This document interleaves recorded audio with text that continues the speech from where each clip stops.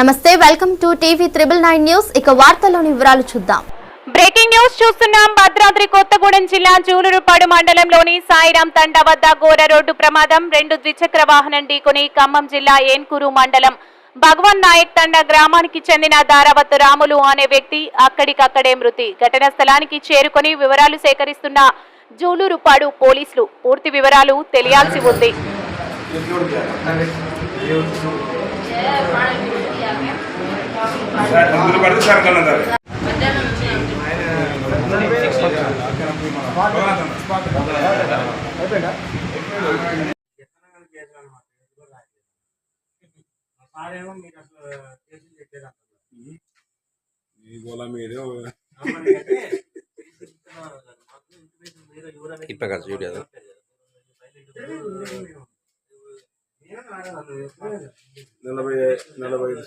మరిన్ని వివరాల కోసం చూస్తూనే ఉండండి టీవీ 999 న్యూస్.